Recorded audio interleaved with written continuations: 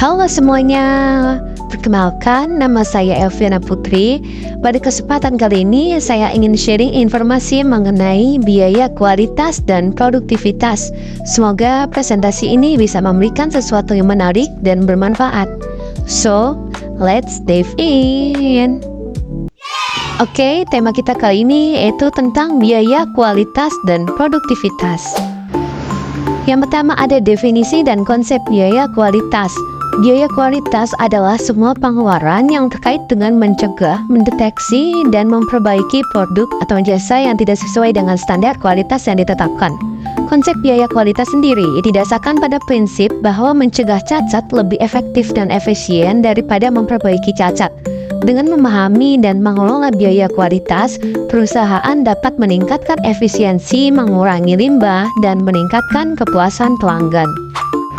Selanjutnya ada 4 komponen biaya kualitas. Yang pertama ada biaya pencegahan. Biaya pencegahan sendiri yaitu pengeluaran yang dilakukan untuk mencegah timbulnya cacat seperti pelatihan karyawan, audit kualitas, dan peningkatan proses. Kemudian ada biaya penilaian. Biaya penilaian sendiri yaitu pengeluaran yang dilakukan untuk menilai kualitas produk atau jasa seperti inspeksi, pengujian, dan analisis. Kemudian yang ketiga ada biaya kegagalan internal. Pengeluaran yang terjadi akibat cacat yang ditemukan sebelum produk atau jasa dikirim ke pelanggan seperti rework, scrap, dan penundaan. Kemudian yang terakhir ada biaya kegagalan eksternal. Pengeluaran yang terjadi akibat cacat yang ditemukan setelah produk atau jasa dikirim ke pelanggan seperti garansi, komplain, dan kehilangan pelanggan. Selanjutnya ada tujuan dan manfaat pengelolaan biaya kualitas. Yang pertama ada meningkatkan kepuasan pelanggan. Produk dan jasa berkualitas tinggi akan menghasilkan kepuasan pelanggan yang lebih tinggi, meningkatkan loyalitas, dan mendorong pertumbuhan penjualan. Kemudian selanjutnya ada mencegah kerugian. Dengan mengelola biaya kualitas, perusahaan dapat menghindari kerugian yang signifikan akibat cacat, penolakan, dan pergantian produk. Tujuan dan manfaat pengelolaan biaya kualitas yang selanjutnya yaitu meningkatkan efisiensi. Meningkatkan efisiensi sendiri yaitu proses produksi yang efektif dan efisien dapat meningkatkan produktivitas, mengurangi limbah, dan menekan biaya operasional. Kemudian yang terakhir ada meningkatkan profitabilitas, yaitu pengelolaan biaya kualitas yang efektif dapat meningkatkan profitabilitas perusahaan dengan meningkatkan efisiensi, mengurangi kerugian, dan meningkatkan penjualan. Oke, next yang selanjutnya ada konsep produktivitas dalam akuntansi manajemen. Produktivitas adalah rasio output yang dihasilkan terhadap input yang digunakan dalam proses produksi. Meningkatkan produktivitas berarti menghasilkan output yang lebih banyak dengan menggunakan input yang lebih sedikit. Tujuan utama dari pengelolaan produktivitas adalah untuk meningkatkan efisiensi dan efektivitas operasi perusahaan yang berujung pada peningkatan profitabilitas. Selanjutnya ada faktor-faktor yang mempengaruhi produktivitas. Yang pertama ada teknologi. Penggunaan teknologi canggih dapat meningkatkan efisiensi dan efektivitas proses produksi seperti otomasi, robotika, dan sistem informasi. Kemudian yang kedua ada keterampilan karyawan. Karyawan yang terampil dan terlatih akan meningkatkan produktivitas dengan meminimalkan kesalahan, meningkatkan kualitas, dan mempercepat proses produksi. Kemudian faktor yang selanjutnya ada praktik manajemen. Sistem manajemen yang efektif dan efisien seperti perencanaan produksi, pengendalian kualitas, dan motivasi karyawan akan meningkatkan produktivitas. Kemudian yang terakhir ada faktor eksternal. Faktor eksternal seperti kondisi ekonomi, regulasi pemerintah, dan persaingan pasar dapat mempengaruhi juga produktivitas di suatu perusahaan. Kemudian ada strategi peningkatan produktivitas. Yang pertama ada otomasi. Otomatisasi proses produksi menggunakan teknologi yang canggih dapat meningkatkan efisiensi, mengurangi kesalahan, dan meningkatkan output. Kemudian ada pelatihan karyawan. Pelatihan karyawan yang terarah dapat meningkatkan keterampilan dan pengetahuan mereka, yang mengarah pada peningkatan kualitas dan kecepatan produksi. Dan yang terakhir ada pengelolaan pasokan. Pengelolaan pasokan yang efektif dapat memastikan ketersediaan bahan baku yang tepat waktu dan berkualitas, meminimalkan penundaan dan pemborosan. Oke, selanjutnya di sini ada hubungan antara biaya kualitas dan produktivitas. Bisa kita lihat ya pada gambar, ada bentuk segitiga. Dari nomor 1 sampai 4, yang pertama yaitu peningkatan kualitas. Yang mengelola biaya kualitas secara efektif dapat meningkatkan kualitas produk dan jasa, yang pada gilirannya meningkatkan produktivitas. Kemudian yang kedua ada pengurangan limbah. Dengan mengurangi cacat dan reward, perusahaan dapat mengurangi limbah, yang meningkatkan efisiensi dan produktivitas. Kemudian yang ketiga ada efisiensi operasional, yaitu proses produksi yang lebih efisien dan efektif menghasilkan peningkatan produktivitas yang pada akhirnya mengurangi biaya kualitas. Kemudian yang terakhir ada peningkatan profitabilitas, di mana produktivitas yang lebih tinggi dan biaya kualitas yang rendah berkontribusi pada peningkatan profitabilitas perusahaan. Di sini ada contoh studi kasus di mana restoran cepat saji mengalami masalah penurunan produktivitas dan peningkatan komplain pelanggan. Beberapa keluhan utamanya yaitu pesanan sering salah, waktu tunggu pelanggan terlalu lama, rata-rata itu 10 menit, jauh di atas standar 5 menit. Terus pemborosan bahan baku mencapai 12% karena adanya overproduction atau produksi yang berlebihan.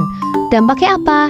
Dampaknya itu penurunan kepuasan pelanggan dengan ulasan yang buruk di platform daring. Kemudian margin keuntungan yang turun sebesar 5% dalam 3 bulan terakhir. QuickBase sendiri menerapkan strategi berikut untuk mengolah biaya kualitasnya. Yang pertama yaitu investasi dalam pelatihan karyawan.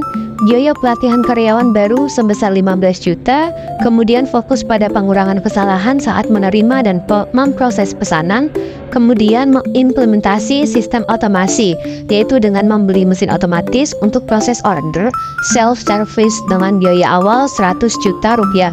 Kemudian mesin ini mengurangi kesalahan pesanan karena pelanggan langsung memilih menu sendiri. Kemudian audit bahan baku. Penyesuaian jumlah bahan baku harian berdasarkan data penjualan historis, memanfaatkan sistem prediktif untuk meminimalkan overproduction. Hasil perhitungan setelah 3 bulan yaitu di mana total biaya pelatihan dan sistem otomatis yaitu sebesar 115 juta.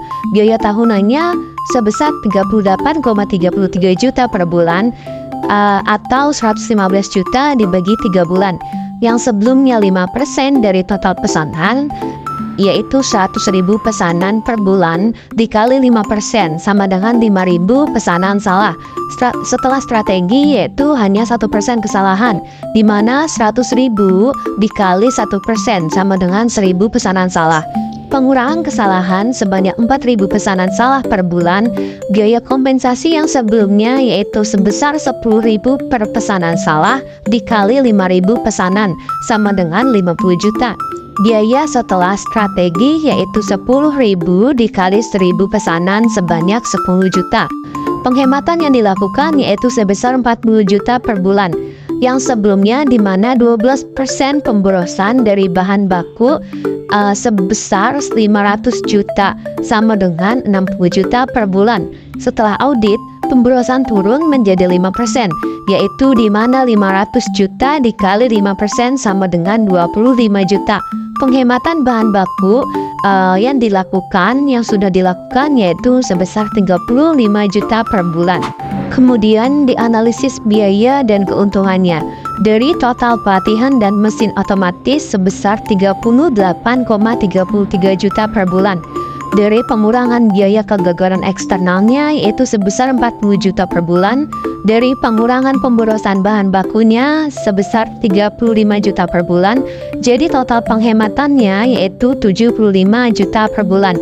Keuntungan bersih yang didapatkan oleh perusahaan makanan cepat saji ini yaitu penghematan dikurangi biaya pencegahan sama dengan 75 juta dikurang 38,33 juta yaitu sebesar 36,67 juta per bulan.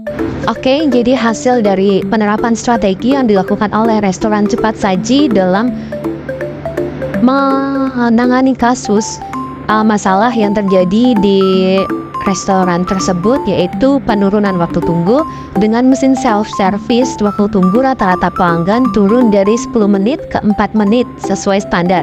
Kemudian peningkatan kepuasan pelanggan di mana ulasan positif di media sosial meningkat 50% karena pesanan lebih akurat dan cepat. Dan yang terakhir yaitu profitabilitasnya meningkat. Profit perusahaan naik sebesar 12% karena efisiensi dan peningkatan loyalitas pelanggannya.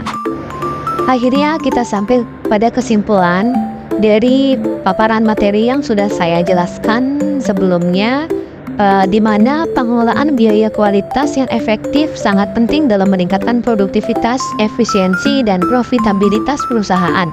Dengan memahami konsep biaya kualitas dan menerapkan strategi yang tepat, perusahaan dapat mencapai tujuan bisnisnya dan menjadi pemimpin di pasar internasional maupun nasional.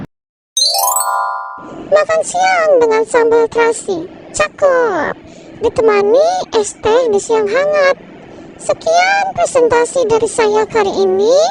Terima kasih, sampai jumpa di kesempatan lain yang bermanfaat.